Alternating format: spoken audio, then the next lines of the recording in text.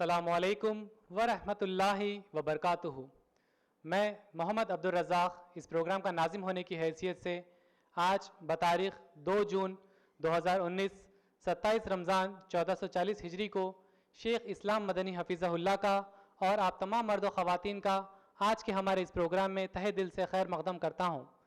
अब मैं आपको अलिफ अल लिसान इस्लामिक फ़ाउंडेशन का मुख्तसर सा तारुफ़ देना चाहता हूँ। अलिफ अल लिसान इस्लामिक फ़ाउंडेशन एक दीनी इदारा है जिनमें दीनी बयानात, इस्लाही बयानात, दावा वर्कशॉप्स, लीगल अवेयरनेस प्रोग्राम, जुमा खुतबा, इस्लामिक काउंसलिंग, मैट्रिमोनियल काउंसलिंग वगैरह शुमार है। और फलाही कामों में हर ट्यूसडे रेशन डिस्ट्रीब्यूशन किया जाता है, हर Friday food distribution, government hospitals में फ्रूट्स डिस्ट्रीब्यूशन, सरमा के मौसम में ब्लैंकेट्स डिस्ट्रीब्यूशन वगैरह शुमार है अल्हम्दुलिल्लाह। अब मैं मुक़र्रिर शेख इस्लाम मदनी हफ़िज़हुल्लाह का मुख्तसर सा तारुफ़ आपको देना चाहता हूँ। शेख इस्लाम मदनी हफ़िज़हुल्लाह ने 1982 में ग्रेजुएशन हासिल किया है मदीना तैयबा से, जामिया इस्लामिया मदीना तैयबा से।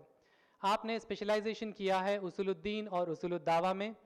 आप डायरेक्ट स्टूडेंट रह चुके हैं शेख सालेह अल उसैमीन और शेख सफ़ीउर रहमान अल मुबारकपुरी के।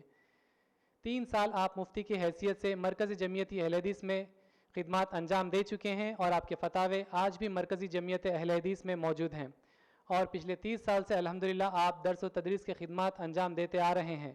अब बिना किसी ताख़ीर के मैं शेख इस्लाम मदनी हफ़िज़हुल्लाह को दावत देता हूँ कि वो अपना बयान शुरू करे बउन्वान ग़ीबत और ताना और उसकी शरई हैसियत। शेख इस्लाम मदनी हफ़िज़हुल्लाह। अस्सलामु अलैकुम वरहमतुल्लाहि वबरकातुहू। इन्नल हम्दलिल्लाह नहमदुहु व नस्तईनुहु व नस्तगफिरुह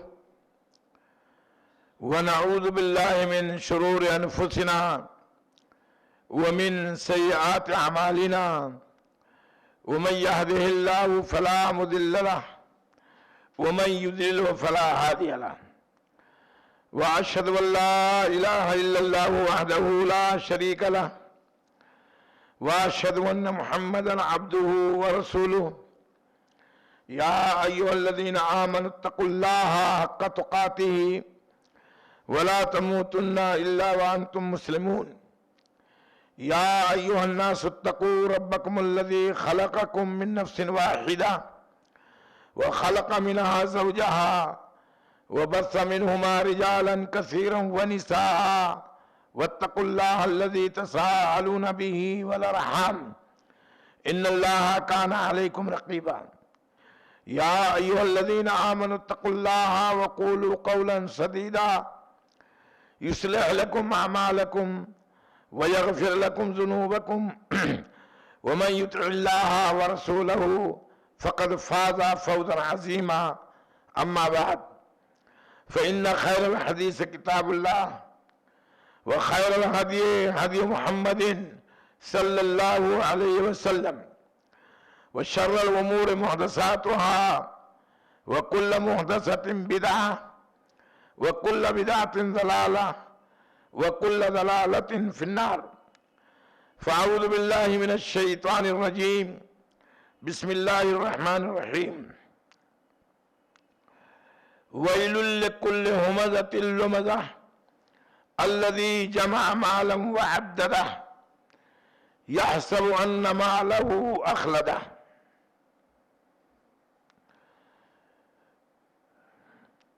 व बाबुल मासी मिन अमरिल जाहिलिया वला युकफ्फिरु साहिबुहा बिइर्तिकाबिहा इल्ला बिश्शिर्क। व अनिल मारूरी क़ाल लक़ीतु अबा ज़र्रिन फ़िर रबज़ह व अलैहि हुल्लतुन व अला ग़ुलामिही हुल्ला फ़सअलतुहु अन ज़ालिक क़ाल इन्नी साबब्तु रजुलन फ़अय्यरतुहु बिउम्मिही फ़क़ाल लिन्नबी सल्लल्लाहु अलैहि वसल्लम या अबा ज़र्रिन अअय्यरतहु बिउम्मिही ज़ालिक इन्नका इम्रउन मिन अम्रिल जाहिलिया। वअन अबी हुरैरा रज़ियल्लाहु तआला अन्हु अन नबी सल्लल्लाहु अलैहि वसल्लम क़ाल سنتان لا یترکہما امتی النیاحۃ علی المیت والطعن فی الانساب، رواہ البخاری فی الادب المفرد۔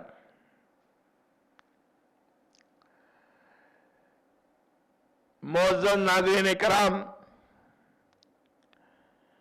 دینی و ملی بھائیوں، قابل قدر نوجوانوں،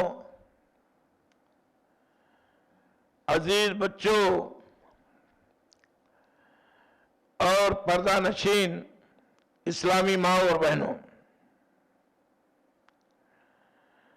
آج رمضان المبارک کی 27 تاریخ 1440 ہجری ختم ہونے والا ہے،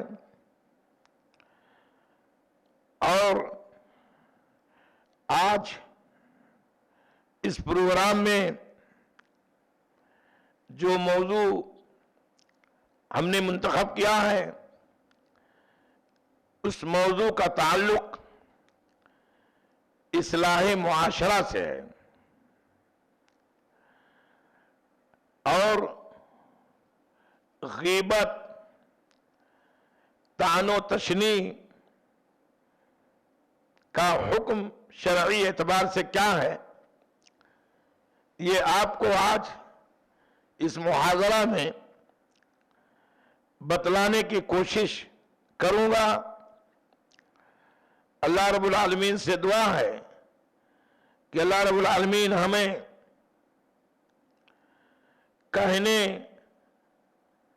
حق بات کہنے سے پہلے عمل کرنے کی توفیق بخشے، اور ہم تمام لوگوں کو سنی ہوئی باتوں پر عمل کرنے کی توفیق بخشے، آمین۔ اسی مناسبت سے میں نے سورۃ الہمزہ جو آخری جز کا ایک پارہ ہے، ایک سورہ ہے، اور یہ بڑی مشہور سورہ ہے، یہ سورہ اکثر بیشتر تمام لوگوں کو یاد بھی ہے۔ اس سورہ کے تعلق کی اور تفسیر سے امام بخاری علیہ الرحمہ نے اس سورہ کی تفسیر میں ایک باب باندھ کر کے اور ایک حدیث نقل کر کے موجودہ زمانہ یا اس زمانے کا مروج طعن و تشنیع اور غیبت اس سے منع فرمایا ہے۔ باب ہے باب المعاصی فی امر الجاہلیہ، گناہ کا ارتکاب کرنا، معصیت کا ارتکاب کرنا، یہ جاہلی امور میں سے ایک امر ہے، لیکن اس گناہ اور معصیت کرنے والے کی اس معصیت کے ارتکاب کی بنا پر کافر قرار نہیں دیا جا سکتا ہے، مگر جب وہ شرک کی غلاظت میں مبتلا ہو جائے۔ اور حضرت معرور رضی اللہ تعالی عنہ سے ایک روایت ذکر کرتے ہیں، کہتے ہیں معرور کہتے ہیں کہ میری ملاقات ابو ذر غفاری رضی اللہ تعالی عنہ سے مقام ربضہ میں ہوئی۔ ربضہ ایک دیہات جگہ کا نام ہے۔ میں نے ابو ذر غفاری کو میں نے دیکھا کہ ان کے اوپر بھی ایک بہترین جوڑا تھا، اور ان کے غلام کے اوپر بھی وہی جوڑا ان کے اوپر بھی تھا۔ میں نے معرور کہتے ہیں کہ میں نے حضرت ابو ذر غفاری رضی اللہ تعالیٰ عنہ سے سبب دریافت کیا کہ آج وہ کپڑا جو تم پہنے ہو بالکل وہی کپڑا سیم آپ کا غلام بھی زیب تن کیا ہوا ہے، معاملہ کیا ہے؟ تو انہوں نے اپنا ایک واقعہ ذکر کیا. کہا میں نے ایک آدمی کو اس کی ماں کا حوالہ دے کر کے طعنہ دے دیا تھا، عار دلا دیا تھا، اور اس آدمی کو بہت تکلیف ہوئی.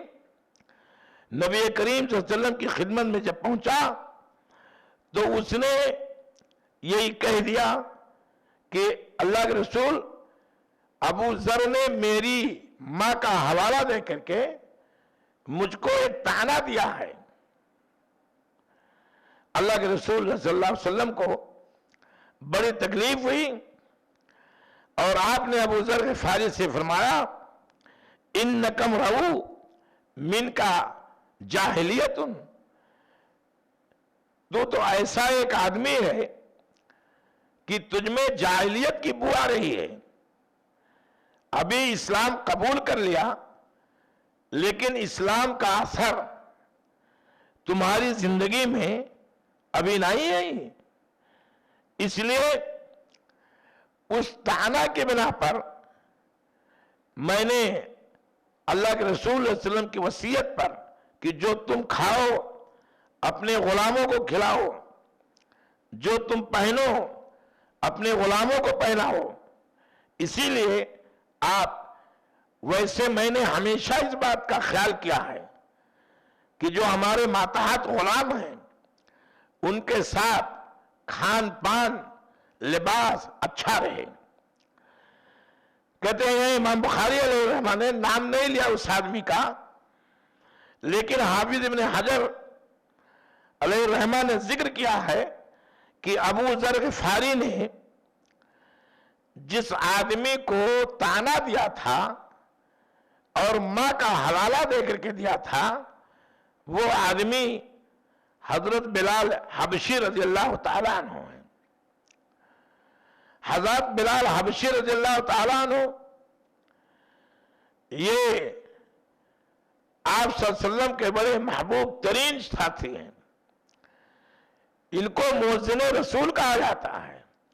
یہ رسول عربی صلی اللہ علیہ وسلم کے زمانے میں اذان دیا کرتے تھے، لیکن ظاہر سی بات ہے شکل و صورت کے اعتبار سے حبشہ کے رہنے والے تھے. آج حبشہ کا نام بدل کر کے اریٹریا ہو گیا ہے. تو حبشی لوگوں کی جو اللہ رب العالمین نے ایک ساخت اور ایک پہچان بنائی ہے، کالے کلوٹے، موٹی موٹی موٹے موٹے چمڑے، موٹے موٹے پاؤں، یہ اللہ رب العالمین کی کاریگری ہے. اس لیے ہم اس پر طعنہ دینا، اس پر تشنیع کرنا، اسے حقیر سمجھنا، یہ اسلامی شریعت کے اور اسلام مذہب کے خلاف چیز ہے. اسی لیے جب حضرت ابو ذر غفاری ان کا معاملہ، ان کے ایمان لانے کا معاملہ بھی بڑا عجیب ہے. جامع صحیح بخاری میں امام بخاری علیہ الرحمہ نے 2.5 صفحے میں ان کے اسلام کا واقعہ ذکر کیا ہے. اور یہ قبیلے غفار کے سردار بھی تھے، گورے چٹے، ایک دم خوبصورت. جب انہوں نے بلال کے اوپر طنز کیا اور طعنہ دیا تو حضرت بلال حبشی رضی اللہ تعالیٰ عنہ کو بڑی تکلیف ہوئی.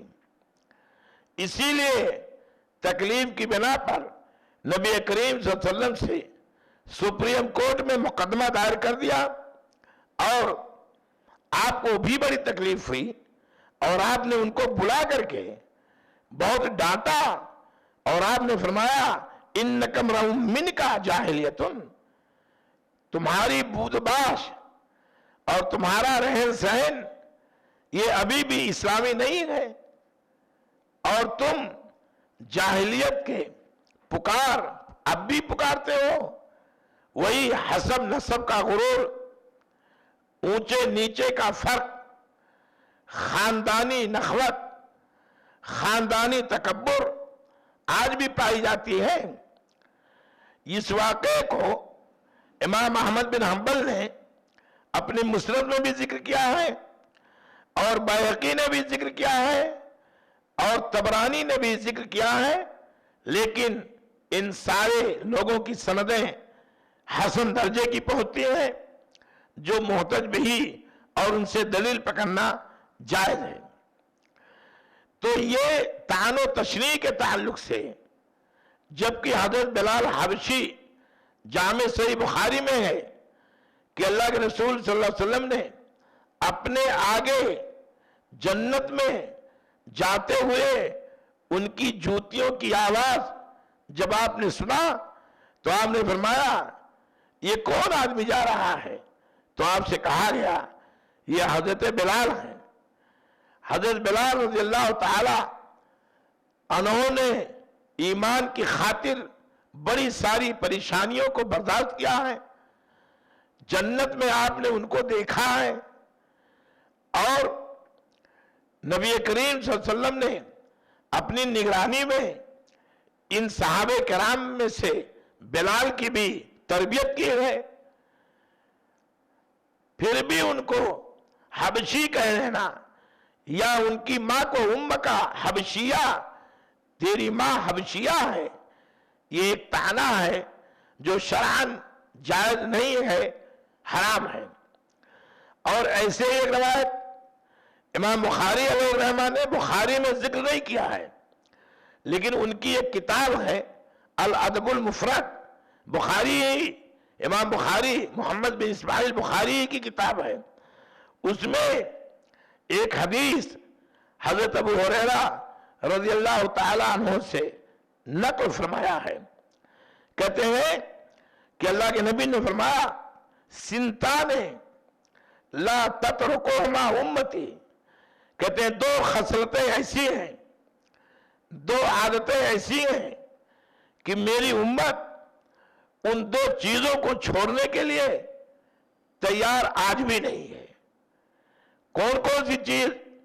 آپ نے فرمایا النیاحہ، نوحہ کرنا، کسی مرنے والے کے اوپر رونا، ان کے خوبیوں کو ذکر کرنا، بال نوچنا، تھپڑ مارنا، گریبان چاک کرنا، یہ سب حرام ہے اور یہ امر جاہلیت میں سے ہے۔ یہ سارے امور یہ جاہلی امور میں سے ہیں، ان کو کرنا اللہ کے رسول صلی اللہ علیہ وسلم نے منع فرمایا ہے، لیکن آپ نے فرمایا کہ میری امت میں یہ چیز رائج ہے، چھوڑنے کے لیے تیار نہیں ہے۔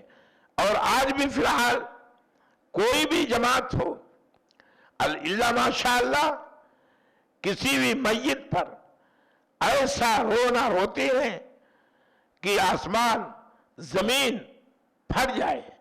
اس لیے ہمیں اور آپ کو چاہیے کہ یہ سب ساری چیزیں اللہ کی دی ہوئی نعمتیں ہیں، ان نعمتوں سے فائدہ اٹھانا، اور ان نعمتوں کا دینے والا اللہ رب العالمین ہے۔ جب وہ چاہے گا تو ان نعمتوں کو آپ سے چھین لے گا، آپ کو پریشان ہونے، رونے، وائلہ مچانے سے سوائے آپ کا نقصان ہوگا اور کوئی فائدہ آپ کو نہیں ہوگا۔ اور دوسری بات جو آپ صلی اللہ علیہ وسلم نے فرمایا، اس میں یہی فرمایا کہ الطعن بالانساب، نسب، خاندان کا غرور، یہ گھمنڈ، یہ وہ چیزیں ہیں جو انسان کو ملامت کے قابل بنا دیتی ہیں، اور یہ دونوں چیزیں آج بھی معاشرہ میں ہے، جبکہ ان دونوں کی بےخونی نبی کریم صلی اللہ علیہ وسلم نے ایک دم مٹا دیا، بےخونی کر دیا ہے۔ آپ کو معلوم ہے ایک مرتبہ جامع صحیح بخاری میں موجود ہے کہ حضرت بلال، حضرت سہیب، حضرت خباب اور خبیب، بڑے صحابہ کرام اور ابو بکر و عمر اور مہاجرین میں سے بعض اونچی شخصیتیں موجود تھیں، مسجد نبوی میں آپس میں بیٹھے ہوئے عرب اور عجم کا आपने संगम देखा। ये मुहाजिरीन अरबियुन नस्ल थे और बिलाल, सलमान, खुबैब, खब्बाब ये अजमी थे, यानी अरब से बाहर के रहने वाले थे। जब इम्तिजाज देखा, इख्तलात देखा, तो नबी करीम सल्लल्लाहु अलैहि वसल्लम बहुत खुश हो गए और आप जो चादर ओढ़े हुए थे, अपने पुश्त मुबारक से उस चादर को निकाला और वो चादर तमाम सहाबे कराम के ऊपर ढांप दिया और आपने फरमाया, हाउलाए कुल्लुहुम मिन अहली, ये सारे के सारे लोग हमारे खानदान से हैं। जाहिर सी बात है कि उसमें कुरैश के मुहाजिरीन भी थे, वो तो हकीकत खानदान के थे, लेकिन उसमें अजमी लोग भी, बिलाल, सलमान भी थे। अल्लाह के रसूल ने उसे अपने खानदान में शुमार किया। ये दर्जा इस्लाम ने दिया है, लेकिन आज हमें और आपको इसके ताल्लुक से आज भी ये अमर जाहिलियत है और ये अमर जाहिलियत बड़ा अजीब नुकसान पहुंचाता है। मुसलमानों की जमातों में तफरीक पैदा कर देता है और शत्त पैदा कर देता है और इख्तलाफ पैदा कर देता है। एक दूसरे के खिलाफ कीना कपट और दुश्मनियां ये आम हो जाती हैं। इसलिए हमें और आपको, इसीलिए अल्लाह ने हमें, हमारे लिए जहन्नम का तबका मुतय्यन किया है। वो लोग जो गीबत करते हैं किसी की, वो लोग जो ताना देते हैं किसी को, किसी एक गुनाह करने के बिना पर उसे ताना बार बार देते हैं, आप दिलाते हैं, उसकी माँ की तरफ, उसके बाप की तरफ, उसके खानदान की तरफ, उसके शहर की तरफ और उसकी विलायत की तरफ, वो भी, ये भी ताना दिया जाता है, चलो तुम फला ना हो, चलो तुम फला जगह के रहने वाले ना हो। तो ये ताना अल्लाह के रसूल सल्लल्लाहु अलैहि वसल्लम ने अमर जाहिलियत में शुमार किया है। इमाम बुखारी अलैहिर्रहमान ने इस बाब में यही बात जिक्र किया है और वहीं से ये मसला छोड़ दिया है। लेकिन ये वाकया की पूरी अगर तफसील आप जानोगे, हसन दर्जे की है, ये रवायत मुहतज भी ही है। इमाम अहमद बिन हंबल ने, तबरानी ने और बैहकी ने, दोनों ने जिक्र किया है कि ये बात हजरत अबू जर को बहुत तकलीफ हुई कि हमने एक अपने भाई को ताना दे दिया। कहते बहुत हो, माफी तलाफी हुई, नबी करीम सल्लल्लाहु अलैहि वसल्लम की खिदमत में मामला दरहम बरहम हो गया, लेकिन आपने अबू जर गिफारी को जो अल्फाज कहा, उसकी तकलीफ उन्होंने बहुत देर तक महसूस किया। और हदीस में आता है मुस्नद अहमद की रवायत में कि एक दिन हजरत अबू जर गिफारी हजरत बिलाल हबशी के घर तशरीफ ले गए और उनके घर जाकर के बिलाल को आवाज दिया, बाहर निकले। ये रवायत मुस्नद अहमद में आज भी जिक्र है और तबरानी में भी इसका टुकड़ा जिक्र है। कहते हैं हजरत अबू जर गिफारी जमीन पर लौट गए और बिलाल हबशी को कहा, ऐ बिलाल, अल्लाह की कसम मैं तुझे माफ नहीं कर सकता हूं जब तक कि तुम इस मेरे गोरे गोरे गाल को अपने मोटे और काले पांव से कुचलकर मेरा तकब्बुर, मेरी नखवत और मेरा खानदानी बरतरी को खत्म न कर दो। इतना ज्यादा वो पश्चिमान हुए, इतना ज्यादा वो हसास हो गए, इतना ज्यादा उनको तकलीफ हुई। हजरत बिलाल हबशी रज़ी अल्लाह ताला अन्हु रोने लगे। अबू जर गिफारी को उठाया, कहा, भाई मामलात हो जाते हैं, ऐसा कोई मामला नहीं है। मेरे भाइयों, नादिरीन किराम, मैं आपको हवाले के साथ बता रहा हूं, आप हमारे पास टेलीफोन भी करें और सवाल भी करें और आप पूछें और ये आप तज्जिया करें और अपने मुआशरा का माहौल अपने मुआशरा में देखें और गौर करें, क्या ये चीज आज नहीं हमारे अंदर है? आज ये किब्र गुरूर, आज ये घमंड अंसाब का है कि नहीं है? है। اس لیے ہمیں اصلاح کرنی چاہیے. ایک مومن اگر مسلمان ہو گیا، ایک تو آپ کے خاندان کا بھلے نہیں ہے لیکن وہ دینی بھائی ہے. اور آپ یہ یاد کر لو کہ دینی بھائی حقیقی بھائی سے زیادہ محبوب ترین ہوتا ہے. دینی بھائی ہے. دین کی وجہ سے آپ کہیں کے رہنے والے ہو، آپ کہیں کے بسنے والے ہو، آپ کا کلچر کچھ بھی ہو، آپ کی تہذیب جو بھی ہو، آپ کا کھان پان، لباس، آپ کی زبان کچھ بھی ہو، لیکن اگر آپ مسلمان ہیں تو ایک ہمارے دینی بھائی ہیں. آپ سے ہمیں ہمدردی ہے اور یہی ہونا چاہیے. اور یہ اسلام اسی چیز کا مطالبہ کرتا ہے. اس لیے یہ چیزیں جاہلیت کی چیزیں ہیں، اس کا ختم کرنا ہمارے لیے واجب اور ضروری ہے. اور ایک مضمون کا دوسرا رخ ہے غیبت. غیبت، غابہ یہ غیبوں سے ہے، یعنی کسی آدمی کے اس کے حاضر سامنے نہ رہنے کی بنا پر اس کی برائیوں کو بیان کرنا، اسے غیبت کہا جاتا ہے. اللہ کے رسول صلی اللہ علیہ وسلم نے فرمایا، اے صحابہ جانتے ہو کہ غیبت کیا ہے؟ کہا اللہ اس کے رسول زیادہ بہتر جانتے ہیں. کہا اپنے بھائی کی عدم موجودگی میں اس بھائی کی غیبت کرو، اس کی برائیوں کو بیان کرو اور اس کو تشہیر کرو اور اس کو پھیلاؤ، اس کو کوریٹ کرو. جو بھائی اس برائی کو پھیلانے کو ناپسند کرتا ہے، اسی کا نام غیبت ہے. صحابہ کرام نے کہا اللہ کے رسول اگر وہ عیب جو میں بیان کر رہا ہوں حقیقت میں اس کے اندر پایا جاتا ہے تو کیا کریں؟ تو آپ نے فرمایا وہ عیب جو پایا جاتا ہے اور وہ بیان کر رہے ہو اور اس عیب کو بیان کرنے کو ناپسند کرتا ہے، اسی کا نام غیبت ہے. اور اگر وہ عیب اس کے اندر نہیں پایا جاتا ہے جو آپ بیان کرتے ہو تو وہ غیبت نہیں، وہ بہتان ہے، وہ الزام تراشی ہے. شرعی اعتبار سے آپ کو 80 کوڑا لگنا چاہیے. اور اگر غیبت کرتے ہو تو اللہ رب العالمین نے غیبت کو حرام قرار دیا ہے. سورہ حجرات میں اللہ تعالیٰ نے فرمایا کہ جائز نہیں ہے، لا یغتب بعضکم بعضا، تم میں سے بعض کسی بات کی غیبت نہ کرے. اور اللہ تبارک تعالیٰ نے فرمایا ایحب ان یاکل لحم اخیہ میتا فکرہتموہ.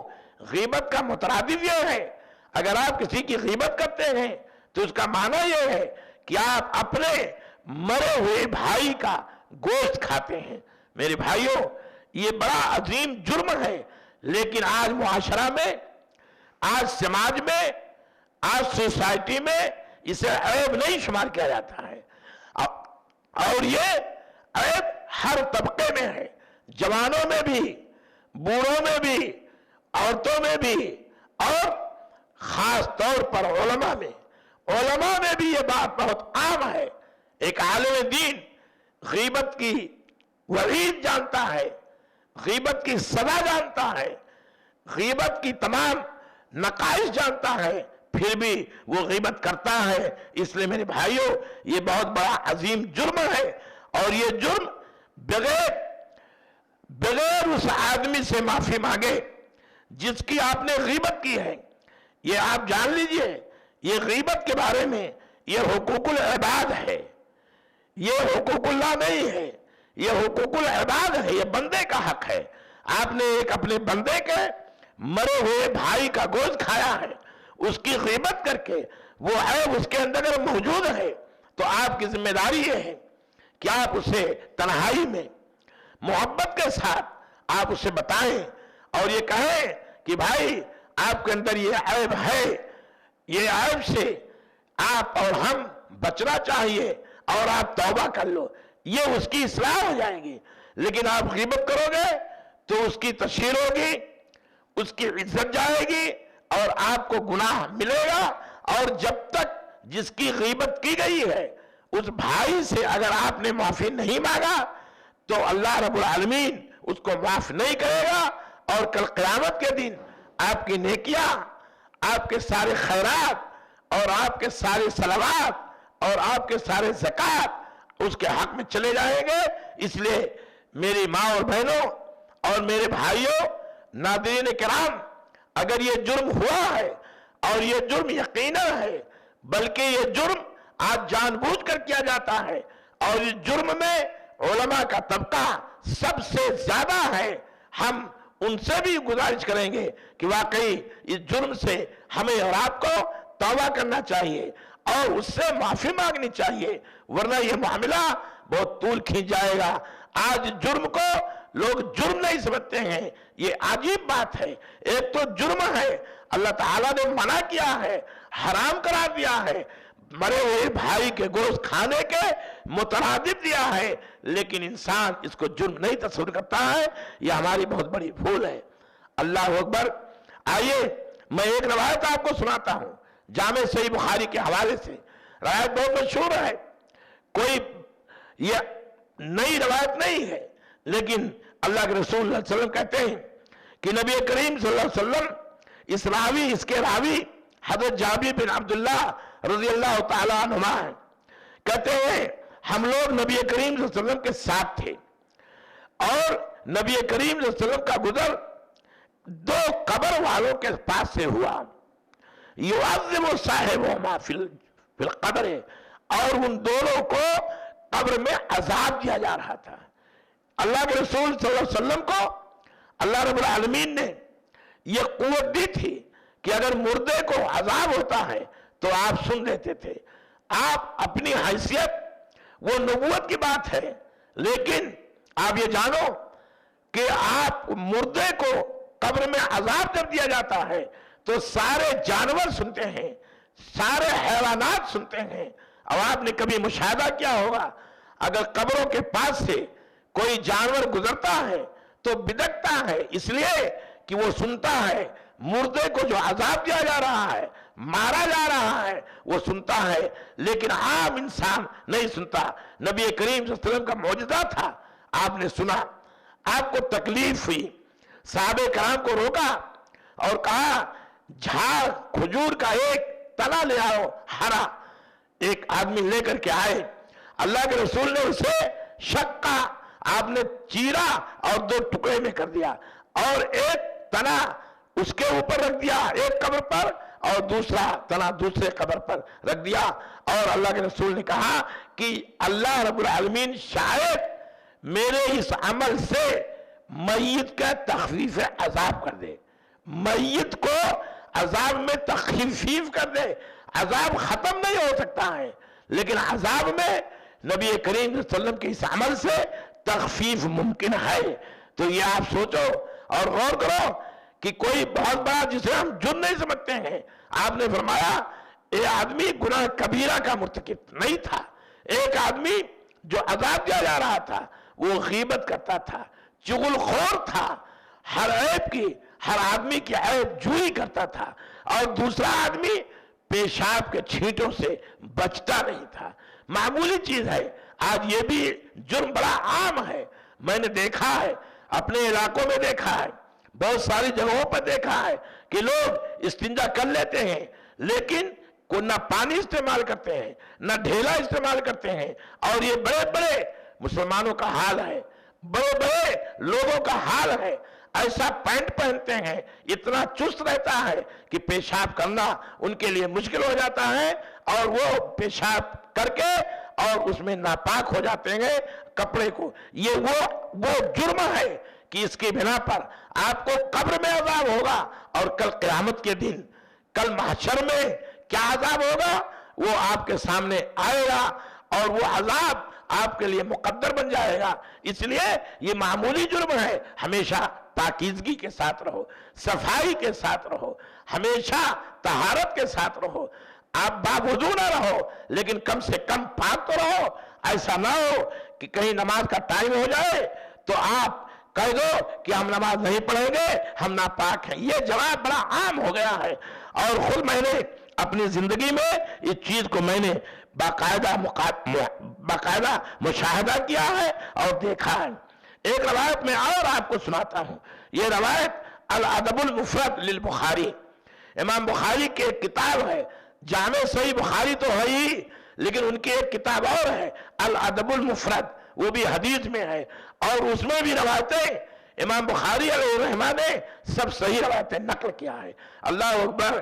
میں ایک بات آپ کو بتاتا ہوں، آپ اس کو نوٹ کر لو، اور امام بخاری کی وہ شخصیت ہے، امام بخاری کے ترجمہ میں، امام بخاری کی حیات، سالانہ حیات میں یہ بات لکھا ہے انہوں نے کہ امام بخاری نے اپنی زندگی میں کسی آدمی کی کبھی کوئی غیبت نہیں بیان کیا۔ اللہ اکبر۔ اتنے صاف ستھرے ذہنیت کا مالک، اور حدیث کے طلب میں اپنی پوری زندگی کھپا دیا۔ آج الحمدللہ اللہ کا احسان ہے، آج ہم زندہ ہیں لیکن مردے کی شکل میں نظر آتے ہیں، ہمارا کوئی کارنامہ نہیں ہے، دینی کارنامہ نہیں۔ آج امام بخاری زندہ ہیں، ہر جگہ پوری دنیا میں، ہر جگہ شوال کا مہینہ آتے ہی بخاری کے دروس شروع ہو جاتے ہیں، اور ہمیشہ بخاری کے دروس ہوتے رہتے ہیں۔ وہ ایسا کارنامہ انجام دے کر کے گئے ہیں، اسی بنا پر اللہ نے ان کو منتخب کر لیا تھا دین کے کام کے لیے، اور دین حفاظت حدیث اور صیانت حدیث کے لیے اس شخصیت کو اللہ نے منتخب کر لیا تھا۔ علیہ صحابی کہتے ہیں کہ عمر بن عاص رضی اللہ تعالیٰ عنہ کہتے ہیں ایک جماعت کے ساتھ، اپنے ساتھیوں کی ایک جماعت کے ساتھ عمر بن عاص جا رہے تھے، اور اللہ کے رسول صلی اللہ علیہ وسلم ایک اونٹنی، ایک کھچر پر سوار تھے، اور تھوڑی دور جا کر کے دیکھا ایک مرا ہوا جانور جس کے پیٹ میں بہت سوج گیا تھا، بدبو بہت تیز تھی، گدھا تھا، کوئی گدھا تھا، مرا ہوا تھا۔ اللہ کے رسول نے نام لے کر کے پکارا، این فلان، این فلان، کہاں ہے فلاں فلاں؟ لوگ خوش ہو گئے، ارے اللہ کے رسول نے میرا نام لے کر کے کہا ہے، اور کہا آؤ ادھر آؤ۔ جب وہ لوگ گئے تو آپ نے فرمایا یہ گدھا جو مرا ہوا ہے، یہ جو بدبودار ہے، جس کے پیٹ میں ابھی بھی رعونت اور اس کو رطوبت آ رہی ہے، تعفن سے یہ بھرا ہوا ہے، اس کا گوشت کھا لو۔ صحابہ کرام حیرت زدہ ہو گئے، اللہ کے رسول آپ یہ کیا کہہ رہے ہیں ہم لوگوں کو؟ آپ نے فرمایا کہ ابھی تم دونوں نے اپنے زندہ بھائی، مردہ بھائی کا گوشت کھایا ہے، ابھی تم دونوں نے غیبت کیا ہے، اور میرے کانوں نے سنا ہے، کیا وہ مردہ بھائی کے گوشت کھانے سے یہ بہتر گوشت نہیں ہے جو جانور کا ہے؟ اسے کھا لو۔ میرے بھائیوں دیکھو، اللہ کے رسول نے کتنی زیادہ تاکید اور کتنی تشدید کیا ہے، لیکن آج غیبت تلذذ کے لیے کیا جاتا ہے، آج غیبت لذت لینے کے لیے کیا جاتا ہے، آج کسی آدمی کی عزت آبرو سے کھیلا جاتا ہے، اور وہ آدمی اس سے کہتا ہے اور آدمی کو مزہ ملتا ہے۔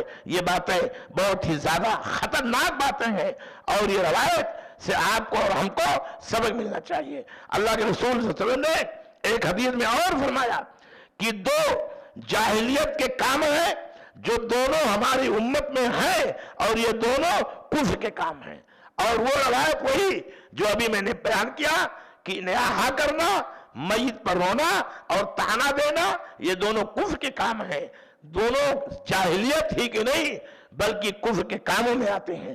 اللہ اکبر۔ ایک حدیث اور بھی سر دست ہم آپ کو سنا دیتے ہیں جو جامع صحیح بخاری کی روایت ہے۔ اللہ کے رسول صلی اللہ علیہ وسلم نے فرمایا، کون ہے وہ آدمی جو اپنی زبان اور اپنی شرمگاہ کی حفاظت کر لے تو میں اسے جنت کی ضمانت لیتا ہوں۔ تو زبان میرے بھائیوں بڑی اہم چیز ہے، زبان ٹکڑا ہے ایک چھوٹا سا، لیکن اللہ رب العالمین نے اس کو اتنی حفاظت میں رکھا ہے، اتنی حفاظت میں کئی حاجب اور کئی نگرانی کر کے 32 دانتوں کے درمیان میں اس کو ایسا جکڑ دیا ہے، لیکن انسان اس کی حفاظت نہیں کر پاتا ہے۔ اپنی زبان سے یہاں بیٹھا ہوا امریکہ، لندن، برطانیہ، سعودی عربیہ کے رہنے والے آدمی کی غیبت کرتا ہے، چغلی کرتا ہے، اسے گالی گلوچ بھی دیتا ہے ٹیلی فون پر۔ یہ کیا ہے؟ زبان کی حفاظت نہیں ہے۔ زبان کی اگر حفاظت نہیں کرو گے، اللہ کے رسول نے فرمایا کہ آدمی کے پاس بہت خیرات ہوں گی، بڑی نیکیاں ہوں گی، نماز، روزہ، زکوٰۃ، حج، لیکن اس کی زبان بڑی دراز ہوگی۔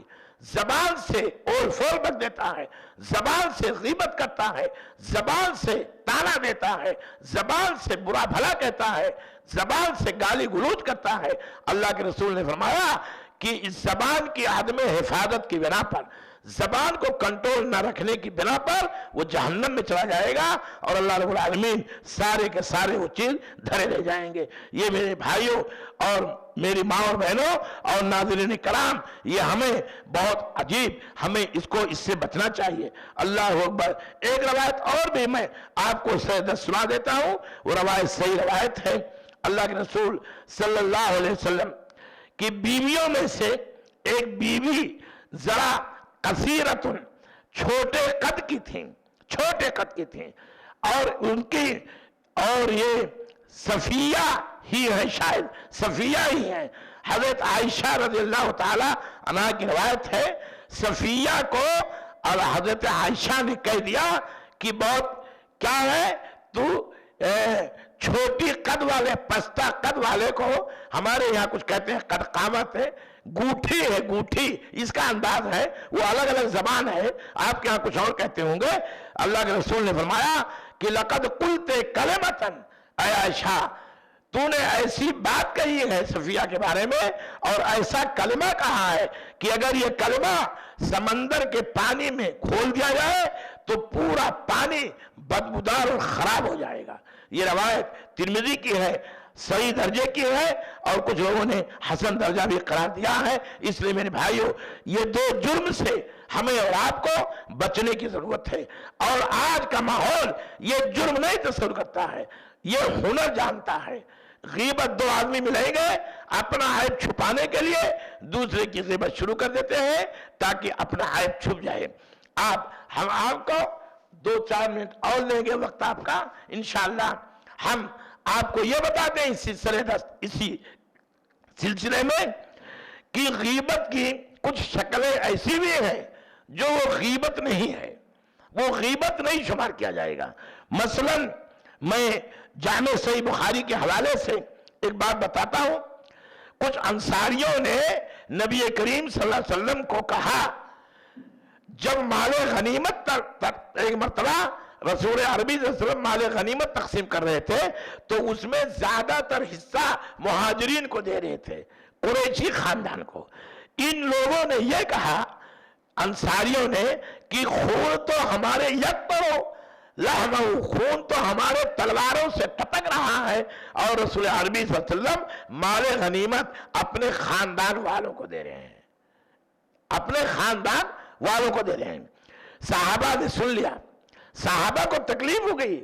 ہمارے رہنما، ہمارے ریفارمر، اس سے معلوم ہوتا ہے کہ اگر کسی چیز کا وہ ذمہ دار ہے، مدرسے کا ذمہ دار، مسجد کا ذمہ دار، دعویٰ سنٹر کا ذمہ دار ہے، اگر اس کی کوئی برائی بیان کرے تو اس تک پہنچانا یہ غیبت نہیں ہے۔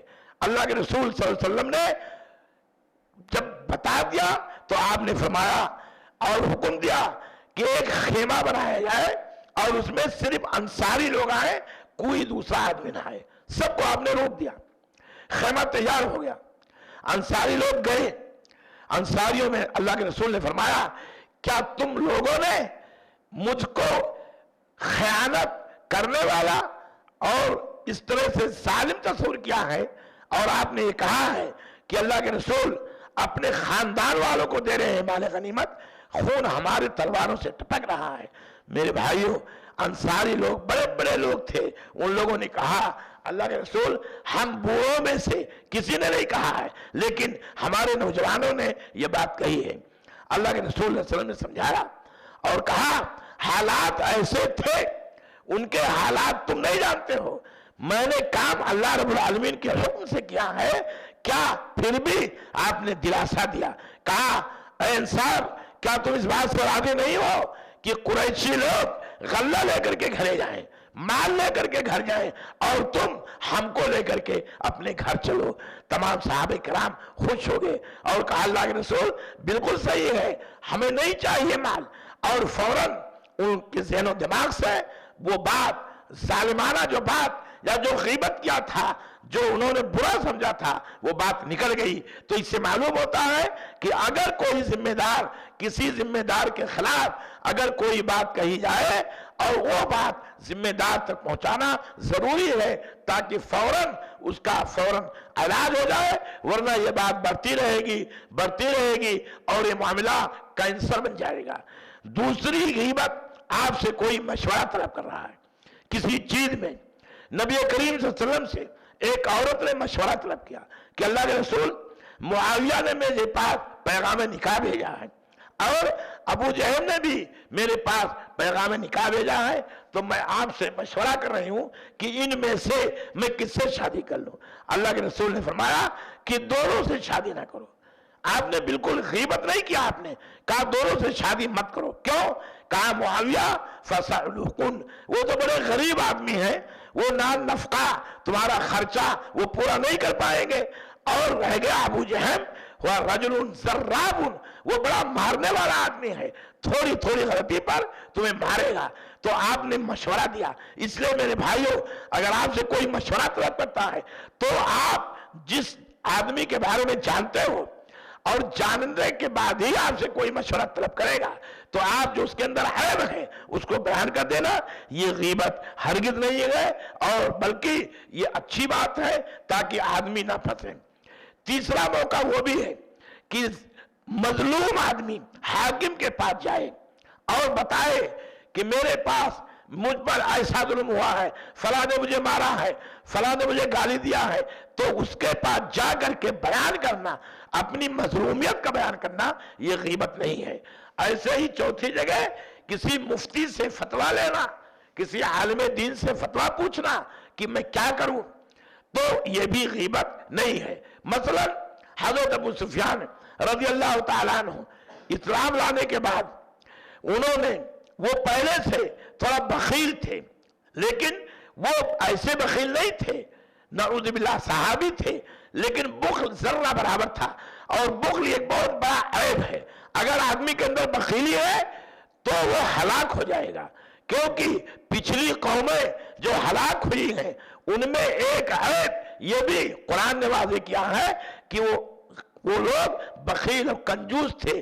تو کنجوسی اور مخالت یہ بری چیز ہے، آدمی اپنی طاقت کے مطابق خرچ کرے. جا کر کے اللہ کے رسول سے فتویٰ پوچھا کہ اللہ کے رسول، حضرت سفیان یہ شہیہن، لفظ شہیہن یعنی بڑے بخیل ہیں، وہ اتنا پیسہ نہیں دے کر جاتے ہیں کہ میں اور ہمارے بچے خرچہ کر لیں، بلکہ گھر جاتا ہے خرچہ. اس لیے کیا میں ان کی اجازت کے بغیر ان کے مال میں سے میں اور پیسہ لے سکتی ہوں تاکہ میں جو ہے بچوں کا خرچہ اور اپنا خرچہ بآسانی چلا سکوں؟ اللہ کے رسول نے فرمایا کہ ٹھیک ہے، لیکن خیر کے ساتھ لینا، جتنے میں کام چل جائے اتنے لینا، اس سے زیادہ ہرگز نہیں لینا. اس لیے معلوم یہ ہوا یہ غیبت نہیں ہوئی.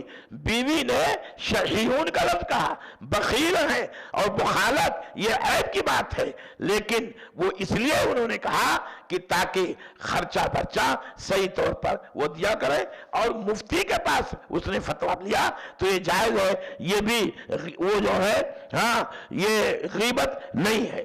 اور ایک جگہ اور بھی غیبت نہیں ہے، ظالموں کے ظلم کو بیان کرنا، طاغوتی طاقتوں کے بارے میں تبصرہ کرنا، ظالم حکمرانوں کو برا بھلا کہنا اور ظالموں کے ظلم کو اجاگر کرنا اور ظالموں کے ظلم کو محفل سے سر اسٹیج سے نشر کرنا، یہ بھی غیبت نہیں ہے. کیوں کہ جب تک اس کے ظلم کو بیان نہیں کیا جائے گا، اس کی شیطانی حرکتوں کو بیان نہیں کیا جائے گا، ان ظالموں کا منہ بند نہیں ہوگا اور وہ ظلم کرتے رہیں گے. ان کو بدنام کرنا اور ان کا بیان کرنا یہ غیبت نہیں ہے. ایسے طاغوتی اور شیطانی وزراء اور شیطانی جو خلفاء یا شیطانی جو طاقتیں ہیں तागूत की, उनकी गीबत करना और उनको बयान करना, जालिम की बुराइयों को बयान करना, जुल्म से रोकने के लिए ये गीबत नहीं है। इसलिए हमें इनके करने में कोई शर्म नहीं, कोई हया नहीं और छूटे, बल्कि ये अदल है, ये इंसाफ की बात है। और ये सारी चीजें जो 3 या 4 या 5 मौके जिक्र किया गया है, इसमें गीबत नहीं है, इसमें शरई एतबार से हुकूमत शरीयत ने इजाजत दी है, इसलिए उसे करना चाहिए। अल्लाह रब्बुल आलमीन से दुआ है कि अल्लाह रब्बुल आलमीन कहने सुनने से ज्यादा हमें अमल की तौफीक अता फरमाए और इन 2 बड़ी बुराइयों से अल्लाह हमेशा हमको महफूज रखे और इन बुराइयों पर ब्रेक लगाने की कोशिश करें। और अल्लाह रब्बुल आलमीन जो भी गलतियां हमसे सदद हुई हैं, हमें अल्लाह माफ करे। रमजान मुबारक महीना निकल गया, अब सिर्फ गिनती के दिन है, हफ्ते भी नहीं है, 2 1 3 दिन है, इसमें ज्यादा से ज्यादा नेकियां कर ले।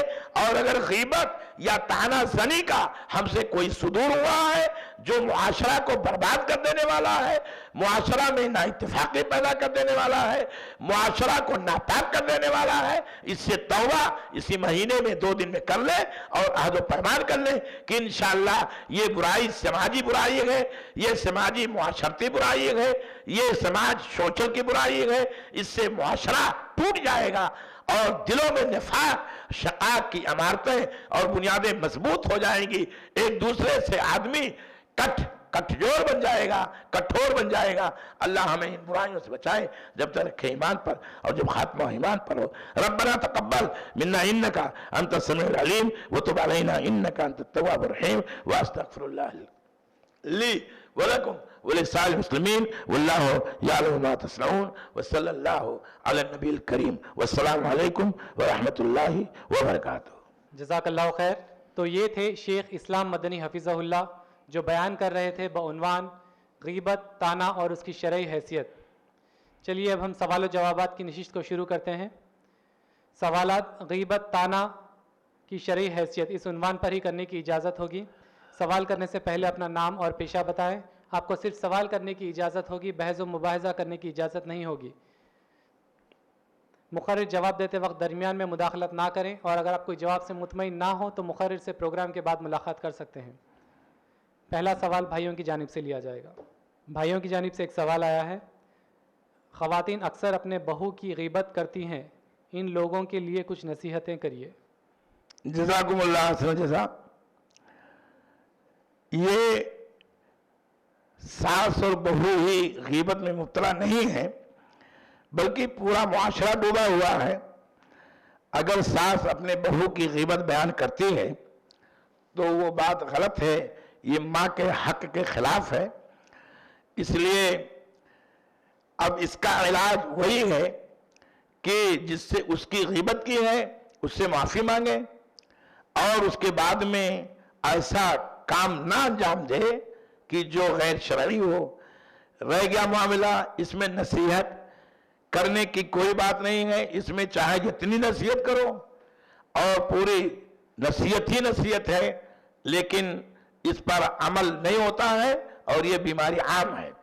जब आपने नसीहत की बात करी है तो मैं एक गैर शरई तौर पर नसीहत हर सास को कह देता हूं कि अगर हर सास अपने आने वाली बहू को अपनी मोहब्बत का 100 हिस्सा है तो 99 हिस्सा अगर वो अपनी बेटी को दे देती है और 1 हिस्सा सिर्फ अपनी बहू को दे तो इंशाअल्लाह घर में झगड़ा नहीं होगा। बड़ा मामला है। वही जुर्म अगर बेटी उसकी कर लेती है, घी का डब्बा गिरा दे तो वही मां कहेगी सास, अरे वो लड़की थी। और अगर बहू पानी गिरा दे तो झगड़ा हो जाता है। फिर उसमें गीबत और चुगली उसके बाद में शुरू हो जाती है कि वो तो ऐसी है, वो तो ऐसी है।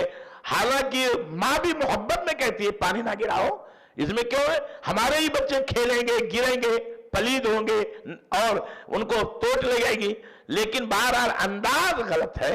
इसलिए तमाम सास को चाहिए कि बहरहाल वो एक बहू आपको मां की तरह से समझे और आप उसको बेटी की तरह से समझे, और असली सगी बेटी ना सही तो 99 हिस्सा अपनी बेटी को मोहब्बत दे करके ایک حصہ اگر بہو کو دے دو تو انشاءاللہ غیبت کا سلسلہ بھی بند ہو جائے گا اور وہ آپ سے محبت بھی کرنے لگ جائے گی. اور اس معاملے میں بھائی ہم تو خود ہی بہت پریشان رہتے ہیں اور پوری دنیا پریشان ہے. اس لیے اس معاملے میں ہم کیا کہہ سکتے ہیں؟ نصیحت کرتے کرتے تھک جاؤ لیکن نصیحت پر عمل نہیں ہوتا ہے. پورا قرآن نصیحت ہے, پورا رمضان مبارک مہینہ ہے نصیحت لینے کے لیے, لیکن کس نے نصیحت پکڑا یہ وہی جانتے ہیں اپنے اعمال کا محاسبہ کرنے کے بعد. لیکن اسے احساس ہونا چاہیے ایک ماں کو کہ یہ دوسرے کی بیٹی ہے, آپ ماں بن جائیں. ایسے ہی بیٹی کو, بہو کو اس بات کا احساس ہونا چاہیے کہ ہم نے ایک ماں کو چھوڑا ہے تو دوسری ماں ہے, اس کے ساتھ اچھا سلوک, اچھی گفتگو اور اچھا بیوہار اور ہر چیز کرے, کیونکہ ماں وہ بوڑھی ہے اور وقت میں اس کا خیال کرے گی تو انشاءاللہ ساس بہو کا معاملہ حل ہو جائے گا. اور اس میں شرعی نصیحتیں تو بہت ہیں اور سب لوگ پڑھتے ہیں جانتے ہیں. اللہ کو ہدایت, دعا کرو کہ اللہ ہدایت دے, اس کے علاوہ اور کوئی نصیحت نہیں ہے. جزاک اللہ خیر. اگلا سوال خواتین کی جانب سے لیا جائے گا. السلام علیکم ورحمۃ اللہ وبرکاتہ. جیسا کہ شیخ معاشرے میں ایسے خواتین موجود ہیں جو اپنے شوہر اور سسرال کی شکایت بلا وجہ اپنے مائکے میں جا کر بولتے ہیں, تو ایسے خواتین کے لیے نصیحت کیجیے. جزاک اللہ خیر. جزاکم اللہ خیر جزا. اگر عورت بیٹی سے دو گھر میں اجالا ہوتا ہے, بیٹیوں سے دو گھر میں اجالا ہے, ایک تو ماں باپ کے گھر میں بیٹی اجالا کرتی ہے اور دوسری وہ جگہ جو بہو بن کر دوسرے کے گھر جاتی ہے وہاں بھی اجالا ہوتا ہے. اگر کوئی بہو اپنے میکے کی برائی تو برداشت نہیں کرتی ہیں, اس پر برنگیختہ ہو جاتی ہیں, اگر سسرال کی برائی کرتی ہے تو اسے یہ سمجھنا چاہیے کہ اگر ہم سسرال کی برائی کریں گے تو نقصان ہمارا ہوگا اور ہم اس گھر میں صحیح زندگی بسر نہیں کر پائیں گے, اور وہ برائی حقیقت میں اپنے ماں باپ کی برائی ہے. یہ نصیحت ہے. اللہ کے رسول صلی اللہ علیہ وسلم نے فرمایا کہ تم لوگ اپنے ماں باپ پر لعن طعن نہ کرو. صحابہ کرام نے کہا اللہ کے رسول کوئی اپنے ماں باپ پر لعن طعن کرے گا؟ اللہ اکبر, یہ کیسے ممکن ہے؟ تو آپ نے فرمایا کہ جب تم کسی کے ماں باپ پر لعن طعن کرو گے تو وہ تمہارے ماں باپ پر لعن طعن کرے گا, گویا کہ تم سبب بن جاؤ گے لعن طعن کرنے کا. اس لیے اگر کوئی بہو یہاں کے کسی کی باپ کی ماں کی برائی بیان کرتی ہے تو ایٹومیٹک وہ گویا کہ اپنے ماں باپ کی برائی بیان کرتی ہے اور وہ جواب میں اس کا شوہر بھی اس کے ماں اور باپ کو غلط کہے گا اور اس کی برائی بیان کرے گا. اس لیے اگر آدمی یہ سمجھتا ہے کہ برائی بیان کرنا یہ غیبت ہے کسی کی, اسی کا نام غیبت ہے, اور اگر وہ برائی بیان کر رہی ہے اور وہ برائی اتفاق سے ساس یا سسر یا ان کے بھائیوں میں نہیں ہے تو یہ الزام ہے, تو اس کو کوڑا لگنا چاہیے.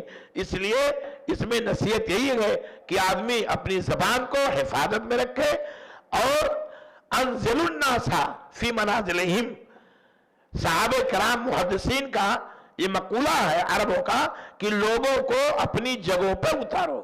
جو ماں ہے اس کی ماں کی جگہ پر, جو حقیقی ماں ہے اس کو حقیقی ماں کی جگہ پر, جو یعنی ساس کی شکل میں ہے اس کو اس کی شکل میں, اور جو بھائی بن رہے ان کا احترام, بڑوں کا احترام اور چھوٹوں پر شفقت. یہ اللہ کے رسول نے فرمایا یہ ایمان کی علامت ہے. اگر ایسا کوئی نہیں کرے گا تو وہ ملت اسلامیہ سے خارج ہو جائے گا, مسلمان ہی نہیں رہے گا. اس لیے ہم اپنی ماں اور بہنوں سے یہ گزارش کریں گے کہ جب ایک بیٹی بن کر کے جس گھر میں گزارا کیا باپ کی محبتوں کو, ویسے وہاں بھی بیٹی بن کر کے اگر رہے گی تو یقیناً ماں باپ اور شوہر سب کی محبت ملے گی. اور اگر غیبت بیان کرے گی تو جھگڑے کے اسباب ہوں گے. اس لیے اپنی زبان کی حفاظت کر کے رہے اور کچھ نہ کچھ برداشت کر کے رہے. کبھی برداشت کرنا پڑتا ہے کیونکہ جب ماحول ایسا آتا آپ کو اس گھر میں اجالا کرنا ہے, گھر کو کنٹرول کرنا ہے, تو آپ برائی گویا کہ اپنے گھر کی کر رہی ہو اور اپنی گھر کی برائی گویا کہ اپنے اصلی ماں باپ کو کر رہی ہو, اور یہ جائز نہیں ہے. اس لیے ہمیں اور آپ کو اس سے بچنا چاہیے. یہی نصیحت ہے ہماری. سب لوگ بچو اور اپنے گھروں کو جنت کا ایک نمونہ بناؤ. یہ نہ ہو جب اس سے نہیں بچو گے تو جہنم گھر جہنم بن جائے گا, اور جہنم کا نمونہ بنانے سے آپ سے اجالا ہونا چاہیے, آپ سے آگ کی چنگاری نہیں بھڑکنی چاہیے کہ جس سے دھواں دھواں ہو. جزاک اللہ خیر. اگلا سوال بھائیوں کی جانب سے لیا جائے گا. بھائیوں کی جانب سے ایک سوال ہے, کیا غیبت کرنے والے کو دنیا میں پریشانیوں کا سامنا کرنا پڑتا ہے؟ یہ سوال اہم ہے سوال ماشاءاللہ. غیبت کرنے والے کو دنیا میں ایک دن ایسی ذلت اٹھانا پڑے گی کہ آدمی وہ خود سمجھ جائے گا. غیبت کرتا ہے اپنے عیب کو چھپانے کے لیے, اس کے سامنے اس کی غیبت, اس کے سامنے اس کی غیبت, اور راز جب کھل جاتا ہے. بلکہ ایک حدیث ہے, اللہ کے رسول صلی اللہ علیہ وسلم نے فرمایا کہ کوئی آدمی اگر کوئی گناہ کرتا ہے اور وہ گناہ, غیبت تو بہت بڑا گناہ ہے, تو وہ مرے گا نہیں جب تک کہ اس گناہ میں وہ مبتلا نہ ہو جائے. یہ روایت صحیح نہیں ہے لیکن استدلال جائز ہے. اس لیے گناہ کرنے والا, غیبت کرنے والا دنیا میں جھوٹے کے نام سے, اور وہ آج نہیں چند دنوں کے بعد کھلے گا. اور دو بھائیوں کی غیبت, دو بھائیوں کے بیچ میں غیبت کر کے جدائی پیدا کرنے والا, یہ بھی بڑا شقاق ہے اور وہ آدمی جہنمی ہے. اس لیے دنیا میں بھی اس کی سزا ملتی ہے اور دنیا میں بھی وہ بہت برے معاملے میں پھنستا ہے, اور آخرت میں اگر معافی نہیں مانگا اس سے تو اس کی گاڑی آخرت میں پھنسے گی. اس لیے ہمیں غیبت کرنے سے بچنا چاہیے. غیبت بہت بڑا جرم ہے, یہ حقوق العباد میں سے ہے, اور اللہ کے رسول نے فرمایا ایک حدیث میں کہ الغیبت اشد من الزنا, زنا سے زیادہ خطرناک غیبت ہے. کیونکہ زنا, زانی اور مزنی انہو, یعنی زنا کرنے والا اور جس سے زنا کیا گیا ہے, یہ دو خاندان اس میں جوجھتا ہے, پریشان ہوتا ہے. لیکن غیبت کرنے میں پورا معاشرہ پریشان ہوتا ہے. ہر فرد, جوان بوڑھا مرد عورت, پورا معاشرہ جوجھتا ہے اور پریشان ہوتا ہے. تو دنیا میں بھی اس کی سزا انشاءاللہ ملے گی اور ملتی ہے. لوگ ذلیل ہوتے ہیں, الحمدللہ اس میں کوئی بھی بات نہیں ہے, اور قیامت کے دن اس کی سزا مقدر بن جائے گی. جزاک اللہ خیر. اگلا سوال خواتین کی جانب سے لیا جائے گا. السلام علیکم ورحمۃ اللہ وبرکاتہ. کیا غیبت کرنے کی وجہ سے اس کی عبادت قبول ہوتی ہے یا نہیں؟ غیبت کرنا ایک الگ جرم ہے, یہ حقوق العباد میں سے ہے, اور عبادت یہ حقوق اللہ میں سے ہے. وہ نماز روزہ قبول, وہ اگر شرعی اعتبار سے نماز روزہ پڑھتا ہے تو قبول ہوگا, یقیناً قبول ہوگا. اگر قبول نہ ہوتی تو اللہ کے رسول نے فرمایا کہ بہت سارے لوگ قیامت کے دن, اللہ کے رسول نے پوچھا ایک دن کہ مفلس کون ہے صحابہ کرام سے, تو کہا اللہ کے رسول من لا درہم ولا دینار اللہ. مفلس وہ ہے, غریب وہ ہے جس کے پاس نہ روپیہ ہو, نہ پیسہ ہو, نہ درہم ہو, نہ دینار ہو. تو آپ نے فرمایا کہ نہیں, وہ مفلس نہیں ہے ہماری امت کا. ہماری امت کا مفلس وہ ہے کہ جو روزہ, نماز, زکوٰۃ, حج, بہت ساری نیکیاں لے کر کے آیا ہے, لیکن ضربہ ہذا, کسی کو مارا ہوگا, کسی کی غیبت کی ہوگی, کسی کو تکلیف پہنچایا ہوگا, کسی کا مال لے لیا ہوگا, کسی کی عزت آبرو لوٹ لیا ہوگا غیبت ہی کے ذریعے سے یا ویسے حقیقتاً, تو اس کے سارے مال اس کو دے دیے جائیں گے. تو اس سے معلوم ہوا کہ حقوق العباد جو وہ چھوڑ کر کے مر گیا ہے اس سے معافی نہیں لیا. کسی کا مال غصب کر لیا, دیا نہیں, کسی کو گالی دے دیا, معافی نہیں مانگا, کسی کی چغلی کی معافی نہیں مانگا, تو یہ حقوق العباد میں سے ہے. اور وہ حقوق اللہ نیکیاں بہت زیادہ ہیں، تو اس کا معنی یہ ہوا کہ اللہ رب العالمین نے اس کے نماز روزے کو قبول کیا ہے۔ یہ الگ بات ہے کہ اس کا ثواب اسے کل قیامت کے دن نہیں ملے گا، ساری نیکیاں اس کی تقسیم کر دی جائیں گی ان لوگوں کے اوپر جو عزت آبرو کو لوٹتے ہیں، تہمت لگاتے ہیں اور غیبت کرتے ہیں، مارتے ہیں، گالی دیتے ہیں، ان کو دے دیا جائے گا اور وہ جہنم میں چلا جائے گا۔ اس لیے حقوق العباد میں سے یہ ہے غیبت، اور وہ حقوق اللہ میں سے ہے۔ انشاءاللہ اللہ رب العالمین کے حق میں ہے، وہ کرے گا، اور قیامت کے دن ان کو بدلہ میں، جب دنیا میں نہیں پائے گا بدلہ، تو حقیقت میں اللہ تعالیٰ قیامت کے دن جب اس کے پاس جائے گا تو اللہ تعالیٰ دے دے گا اور وہ مفلس ہو جائے گا۔ جزاک اللہ خیر۔ اگلا سوال بھائیوں کی جانب سے لیا جائے گا۔ بھائیوں کی جانب سے ایک سوال ہے، غیبت کا تعلق حقوق العباد سے ہے، اگر جس کی غیبت کی گئی ہے وہ اگر معاف نہ کرے تو ہمیں کیا کرنا چاہیے؟ ہاں، آپ یہی اس میں نے کہا بھی ہے محاضرہ میں کہ حقوق العباد میں سے ہے، وہ غیبت کرنے والا جا کر کے اس آدمی سے کہے کہ بھائی میں نے تیری غیبت کر لی ہے، مجھے اللہ کے لیے معاف کر دے، اب نہیں کروں گا۔ لیکن اگر وہ معاف نہیں کرتا، آپ کرو کہ آپ معاف کرو، معاف کر دو، خذ العفو، معاف کرنا چاہیے۔ ایک آدمی گناہ کرتا ہے، اب یا ایسا ہے کہ جیسے کوئی کسی کا مال لے لیا، تو اب جب تک واپس نہیں کرے گا تب تک وہ معافی دے گا نہیں، تو ایسے اس کی عزت آبرو کو واپس کر دے غیبت کر کے، اور اس کے عدم موجودگی میں اس کی بھلائی بیان کر کے اس کا بدلہ لے لے، یہ بھی ہے انشاءاللہ، تو وہ ہو جائے گا، اور اسے معاف کرنا چاہیے۔ اور اگر نہیں معاف کرتا ہے تو اللہ رب العالمین سینے کی باتوں کو جانتا ہے، معاف کیوں نہیں کر رہا ہے، کوئی اور کسی دوسری وجہ سے یا کوئی اور شرعی وجہ پر، تو اس کا راز اور اس کا فیصلہ تو اللہ کے حوالے ہے، اللہ جیسا چاہے گا اس کے ساتھ فیصلہ فرمائے گا۔ لیکن اگر معافی مانگنے والا معافی مانگ رہا ہے تو اسے معاف کر دینا چاہیے، اس لیے کہ دل میں رکھنے والا کسی کے خلاف بغض اور کینہ کپٹ، یہ جہنم میں جائے گا اور جنت سے روک دیا جائے گا۔ اس لیے ہمارا کسی کے خلاف کوئی بات رکھنے سے فائدہ نہیں ہے، اس لیے فوراً ہی اس کو ختم کرو، درام برام۔ جزاک اللہ خیر۔ اگلا سوال خواتین کی جانب سے لیا جائے گا۔ السلام علیکم ورحمۃ اللہ وبرکاتہ۔ جیسا کہ شیخ، اگر کسی خاتون پر سسرال والوں کا حد سے زیادہ ظلم ہو جائے تو اس کی شکایت لے کر وہ اپنے والدین کے پاس جائے یا نہیں؟ اگر گئے تو